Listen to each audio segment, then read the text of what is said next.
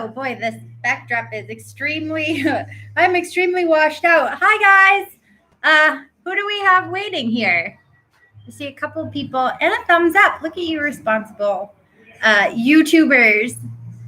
3 people. All right, we will wait. Sorry, I was having a little bit of technical difficulty. We'll wait probably until about 4:05 until I start getting into it. And I am sweating so bad. I just did the piece that you all will be doing next week.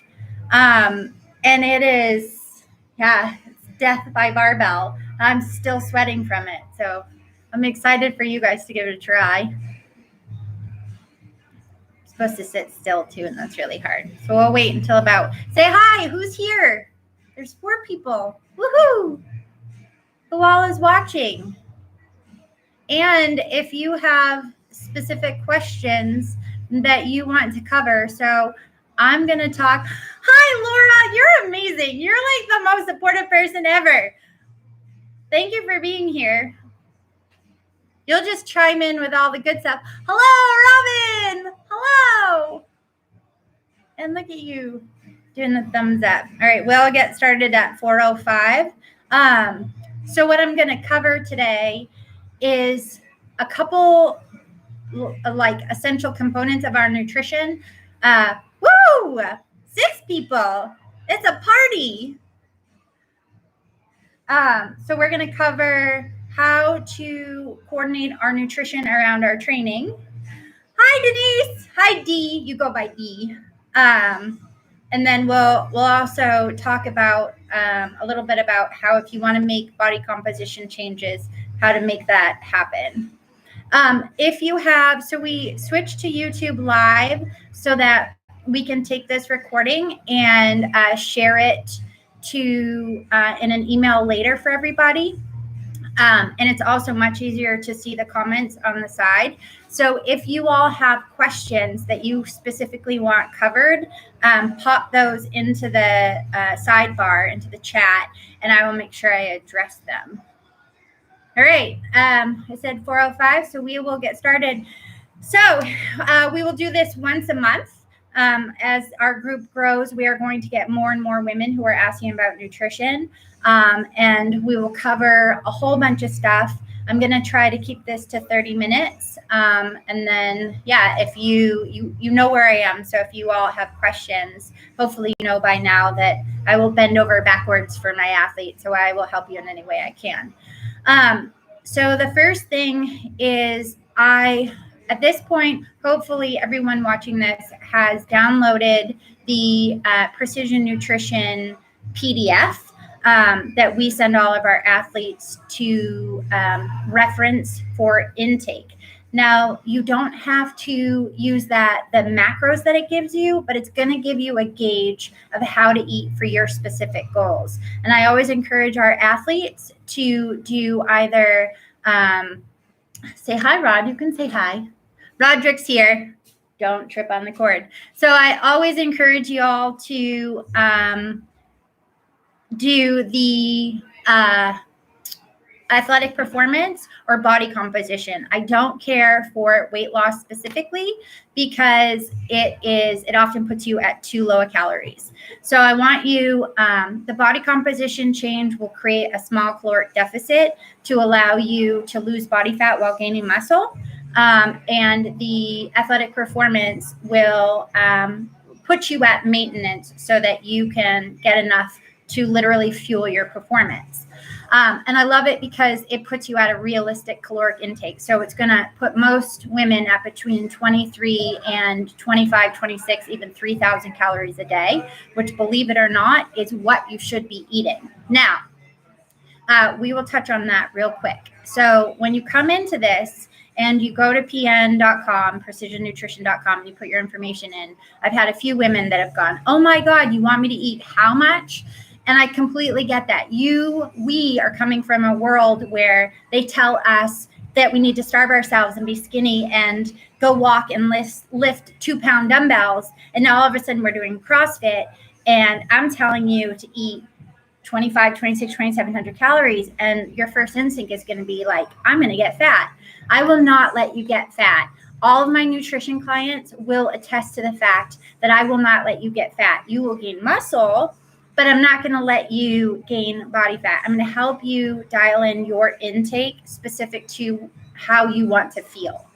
So if you're getting, 2,500 calories and you haven't been eating that much, I don't want you jumping into 2,500 calories. I want you to start at maybe like 2,000 calories and get comfortable with that intake. Get confident that your body is going to use that food for fuel and build muscle. And then you'll slowly ramp it up.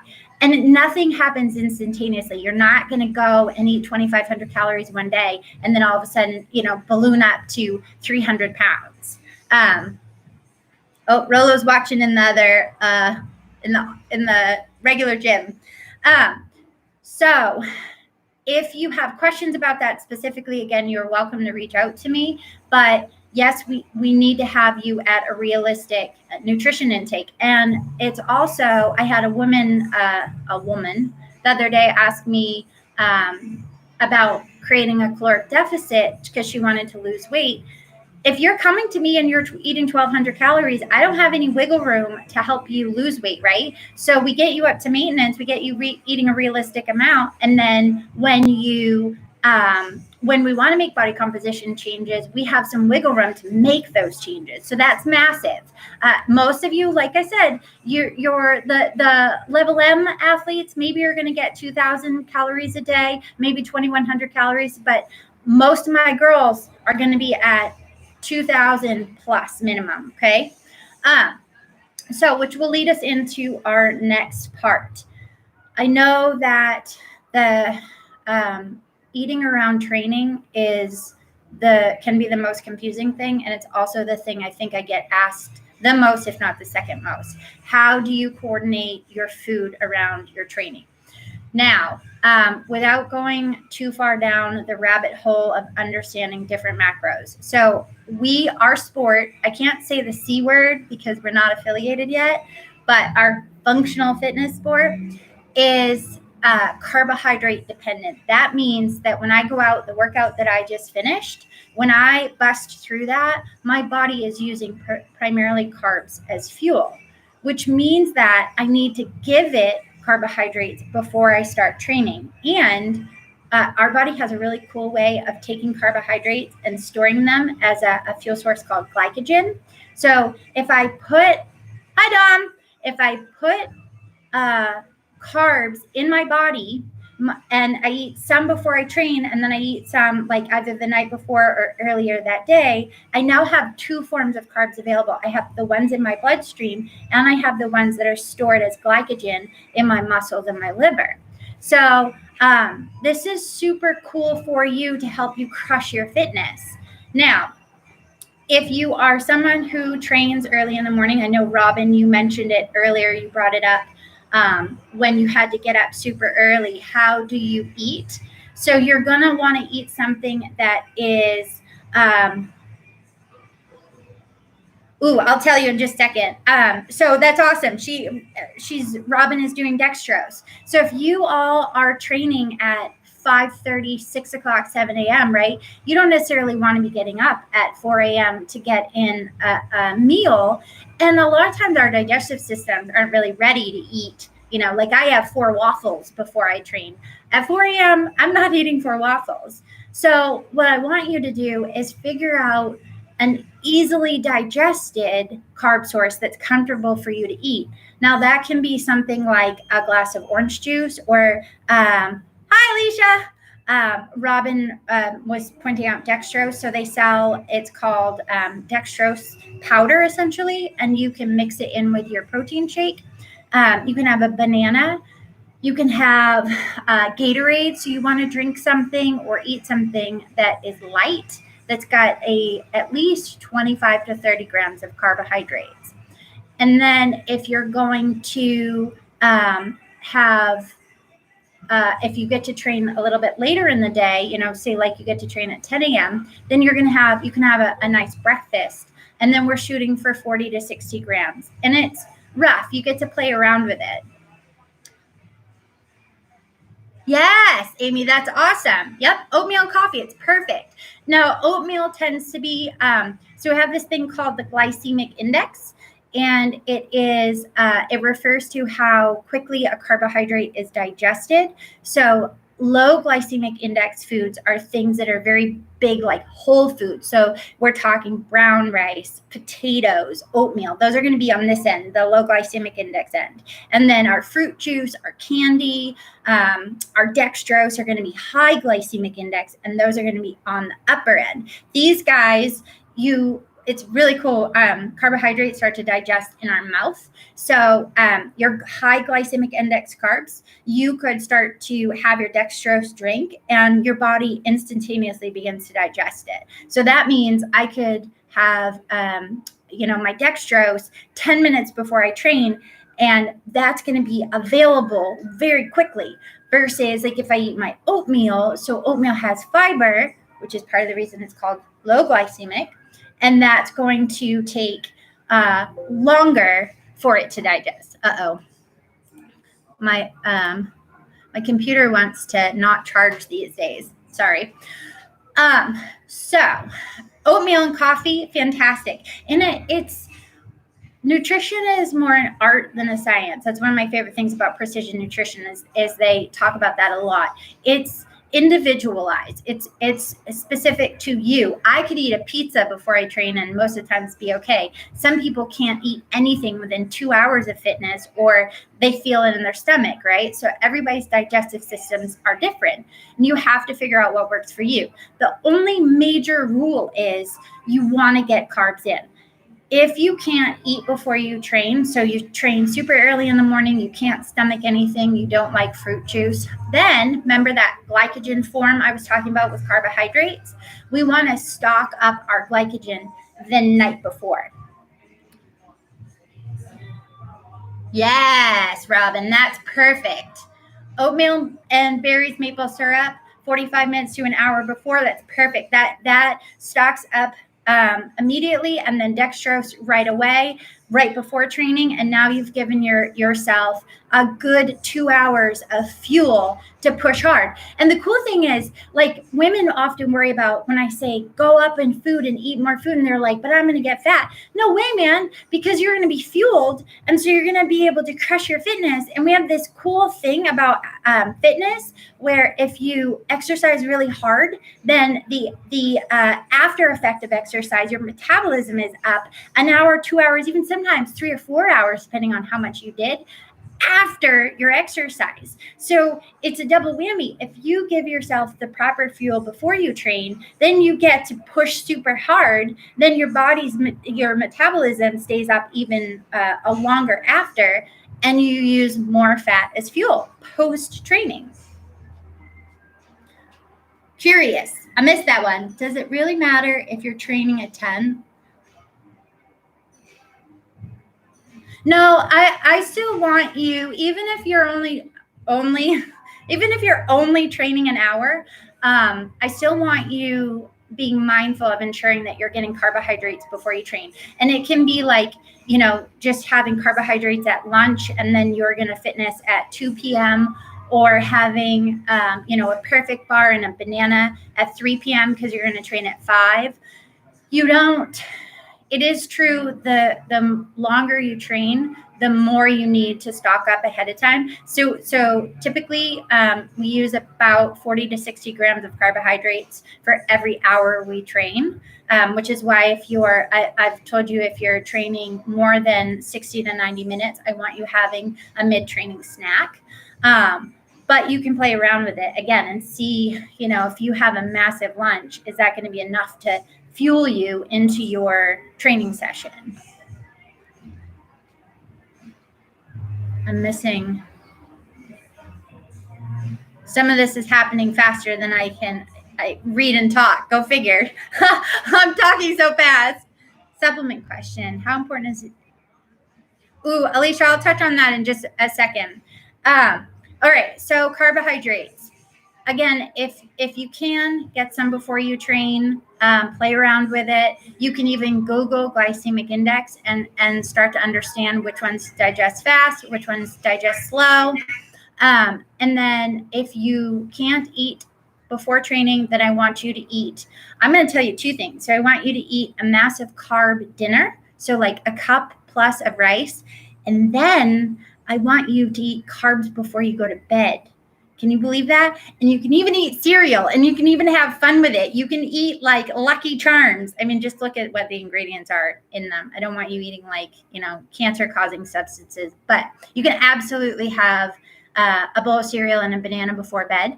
That's going to fuel your sleep, and it's going to ensure that when you get up in the morning, your glycogen stores are stocked and ready to go to the gym. Carbs before bed. I just did a post. I don't want to nerd out too much because that's not what this is about today, but I just learned the coolest thing about carbs. They literally help tryptophan get into the brain. Tryptophan is your precursor for serotonin, which is your precursor for melatonin, which is why carbs work for sleep. So a banana at the minimum will help, especially for our athletes in menopause that are struggling to get good sleep. It can be a life changer for you. We'll get you there, Robin. We'll get you there. Yeah, a cup of rice. Sometimes you have to eat like 2 or 3 cups of rice, depending on how much you trained and how much you're going to train the next day. Because, you got to get the carbs for training, then eat the carbs for after training because your body used all that and it needs to still life. And then you have to have the carbs for the next day's training. So just eat lots of carbs. Yeah. See, I mean, Robin, you're training a lot. So it's 40 to 60 grams of carbs for every hour we fitness is the rule. And then protein. So I will harp on this until the cows come home. I want you all getting 0.8 to 1 gram per pound of body weight in protein. And I know that that's a struggle, but even if you shoot for 0.8 grams per pound, then you're setting yourself up to get a minimum, and that's going to help you recover better. It's going to ensure that you get the full benefit of your strength sessions. And as we get older, remember, as estrogen decreases, it impacts our ability to make muscle. So we need to set our bodies up for success as best we can. So Abby, 400 grams, that's the key. So the protein, this again, if you are struggling with it, you are welcome to hit me up. But this is where I really like the PN method. So like you can tell I'm a CrossFitter. My hands are struggle less. A palm of your hand is about 25 grams of protein. So I want you ladies getting about 5 palms of protein per day. And I there's some little like cheat sheets I can share with like how eggs and things like that fit in. But in general, when you're looking at your food, like if you see your steak, you'll see that a palm is about 4 ounces. And I want you to be getting a minimum of 4 to 6 ounces at every meal and then some snacks. And that's going to make a big difference. It's going to make a big difference. It makes a big difference in libido. So does carbs. I know, gosh, I'm talking about things like girl stuff, but making sure you have adequate protein, it does everything because we use protein to make hormones. And so if you're not getting adequate protein in, or if your body needs that protein to recover from your back squats, then, things like making hormones, it's not going to be as important. I just lost my cord. I'm like a bull in a china shop in this office. Okay, so let's see. Carbs before bed, D. Absolutely. It's literally a game changer. Let's touch real quick. So Alicia was asking about essential amino acids. So my general rule with supplementation of amino acids is only if you're going to be training for 2 hours or longer. I want you to first prioritize your whey protein. Whey protein is a more whole food source. And then essential amino acids you can use in addition to. But I mean, we're focusing on trying to get as much whole food as possible, right? So whey protein is going to be your closest protein supplement to a whole food. And then essential amino acids are going to be your legitimate supplement. So essential amino acids are great for like after you train, or if you're someone that can't stomach the protein powder, then absolutely. But they're also, you're spending what, $40 to $60 a month on your protein powder. They're going to be another $40 a month. So it's not something. It's something that's great to have. It's not something I push for many athletes to use, because I'd rather you get whey protein. Hopefully, Alicia, you're still watching. And then, oh wow, we've got Roderick over here taking notes, guys, and entering all this fun stuff, Hurricane Norton, into the computer. So into the chat. So if you have any questions about anything, we'll get the notes in there as well. Okay, now I wish I could do a show of hands. It's not Zoom. I'm presuming that a lot of you watching this are also interested in making body composition changes. So again, going back to if you're coming in and you're an athlete doing this program, whether you're doing level 1 and it's an hour to an hour and a half, or you're doing level 4 and we're 3 to 4 hours, if you are under eating and you want to make body composition changes, we don't have any wiggle room to create a deficit, because so you have this thing called a basal metabolic rate, and it's the minimum amount of calories that your body needs to sustain life. So if you're in a hospital in a coma on an IV, this is the amount of calories that the hospital is going to give you just to have your heart beat, your lungs work, etc. So if you are eating below your at or below your basal metabolic rate, what's going to happen is your metabolism is going to slow down to protect itself. So maybe you're training 2 hours a day and you're eating 1,500 calories a day. Your body will slow the metabolism down. It's going to struggle to repair the muscle when you're working out, and then you're going to feel fatigued, you're going to get sick. Now, let's say you up it to 17 or 1,800, right? Okay, cool. Well, you still have to do things like, walk from your bed to the dining room table, and you still have to do things like digest food. These are activities of daily living that your body uses calories for as well. So this is where it comes in that it's extremely important to be getting adequate amounts, because you have your basal metabolic rate that's just for life function, and then you have your daily activities, walking the dog, doing laundry, going to work, playing with the kids, things like that. And then you have training, right? So now all of a sudden you can see why those calories make a difference. And Abby is a perfect example. Actually, a lot of the girls in CFT right now are nutrition clients of mine, and they can attest to the fact that I begged, plead, and borrowed to get them to eat enough. And when Abby started working with me, we increased her intake significantly. And she's like, I'm chasing her now. Like she's on fire.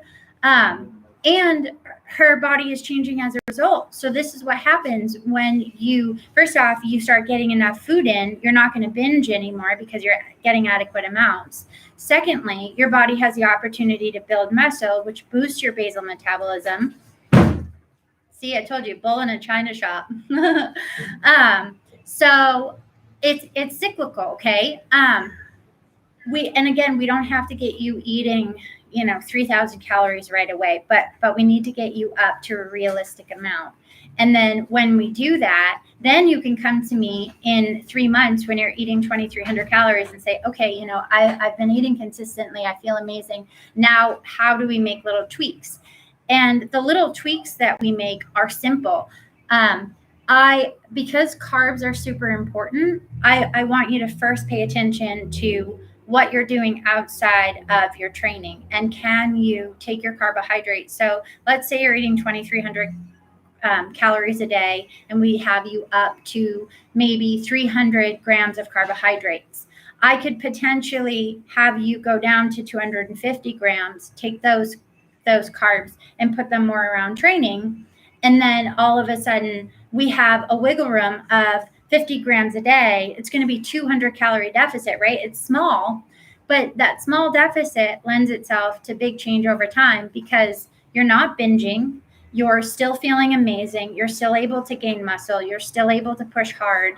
And your body it gently lets go of the fat versus if I were to put you, I got you to 2,300 and then all of a sudden we drop you to 1,600. Now you're hungry all the time. You're binging as a result. You're potentially losing muscle mass instead of body fat. So hopefully, I just rambled a lot. I'm sorry. I nerd out like a mofo on this. But hopefully that makes sense. It's very important to be at maintenance and be at maintenance for a good while before we make body composition changes.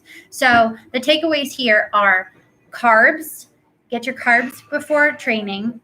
I want you eating at maintenance. And again, you can go to precisionnutrition.com/nutrition calculator. Find out what it recommends. If you put in body composition, it's still going to give you a really healthy range of intake.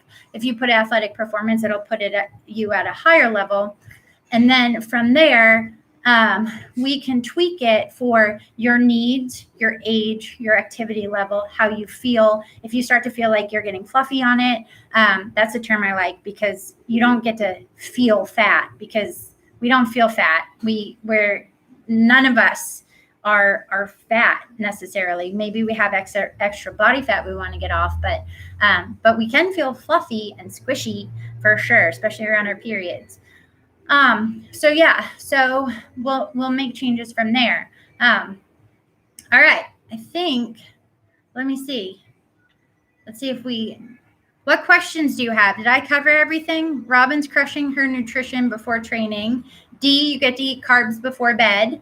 A lot of these girls I'm very blessed are my nutrition clients, so I know they're eating like badasses already. Oh, am I allowed to say that on TV?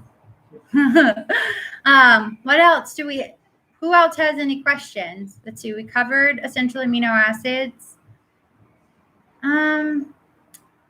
I think, scroll down. I remember doing that first. Yeah, 1,700 calories. Man, that's like, if you were like 80 years old and sedentary, maybe you could. Oh, Dom, snap. Robin as well. Oh, do you choose between athletic performance if you want to achieve both? Oh, Robin, you can absolutely have both. The thing that I advocate for the most is focus on fueling your body and crushing it in the gym. And when you do those things, you start to pay attention to the other things that affect body composition, like sleep. You are mindful of your alcohol consumption. You're mindful of like choosing the foods, the quality of foods that you put in your body. And when you do that, all of a sudden, these little 1%, I don't know if you've ever heard the guy who was hired for the British bicycle team. And he talks about how he, instead of like looking at one massive change that he could make, he looked at what small changes he could make over a big array of things. And he did 1% changes, like little things, like he changed the material they used for their uniform and like the pillows they were using, things like that. And these little 1% changes added up to massive change. And it's going to be the same thing with you. If you are wanting to have a leaner body composition, instead of looking at how much can I starve myself, look at how much alcohol am I drinking? Can I sleep more? Can I be mindful of if I'm working for 8 hours straight in my chair, can I get up and take a 30 or 40 minute walk? Instead of my carb choices, like, it's mid-afternoon and I'm not going to train until later the next day. I've already trained earlier today. So I don't need a brownie as my carb source. I want to eat a sweet potato because it has more nutritional value, right? So like making these little 1% changes across the board will lend itself to body composition changes over time that are sustainable versus, actively cutting. I'm not a huge fan of cutting. I also think like we aspire to have these physiques that like we don't even know where our bodies are supposed to be. And we've, aspired to be these, like, think we're supposed to be these skinny women. And it's like, most of us really healthy can handle a good 24 to 26% body fat easily and crush it. Like, look at the CFT girls. They run and jump and muscle up and squat clean, and their body, no one's running around shredded. So I think we need to be focused on your training and fueling your training and fueling your life. And then your body composition evolves as a result. That's kind of, sorry, man, did I go out? I go off on a tangent. Let's see, how many carbs? Let's see. So I got Robin, and Robin, I will help you. You know where I am. How many carbs? Dom, I suggest 20 to 40 grams of carbs before bed. That's going to be enough, and minimize the amount of instantaneous sugar that you have, so you don't get a sugar high and get wired. Like a bowl of cereal and a banana is great because it is moderate glycemic index carbs, so it's slowly digested, and then you have the protein from the milk and the fat from the milk, which slows digestion down as well. No, ma'am, Amy, you drink all of the hot cocoa you want. If that makes you feel good, that is a phenomenal way to go to bed. Is it necessary to count all these calories if recomp is not the goal? Not at all, D. Just focus on making sure that you're fueling your body. Focus on making sure that you're getting adequate intake for your goals. So again, 5 palms of protein if you downloaded the Precision Nutrition, and then a scoop of carbs is going to be about 25 grams of carbohydrates. So we're looking at somewhere around, I'm going to say 8 to 10 scoops of carbs is going to be your general, depending on your activity level and again your age. But yeah, no, you don't. Really, most of us don't have to focus on body composition. If we focus on sleep, recovery, minimizing alcohol, and getting adequate amounts of protein and carbohydrates, and not overdoing it on fat, the body will change as a result. And I can almost promise that. Let's see. I think that is it. And that's pretty good. 30 minutes. Hell yeah. I was just going to say the F word. F yeah. All right. So thank you very much for watching this. We will, like I said, we will do this once a month, and we can cover specific things in the months to come. I know we're going to grow, and we'll have a lot of newer athletes asking probably the same questions. But yes, I am available. If you hadn't noticed, you can message me. Right now, we're still small enough that I can handle if any of you message me. You can ask in the group. There are also a lot of nutrition clients already in the group, so a lot of people already know the simple answers. We also have 2 other nutrition coaches. Natalie, she follows the Accessory, and Krista, she just started following the Accessory. She'd been following the Comprehensive.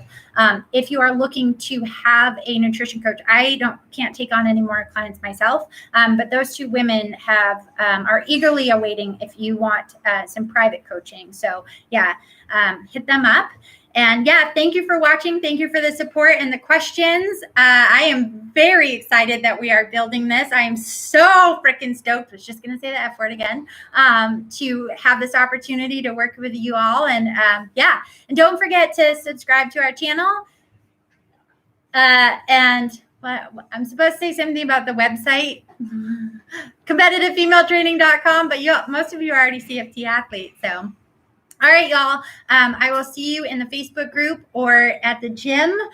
Don't forget to like this video. There's 7 likes, so I think everybody did a good job. And yeah, thank you guys for watching. I hope you have a wonderful, restful rest of your day.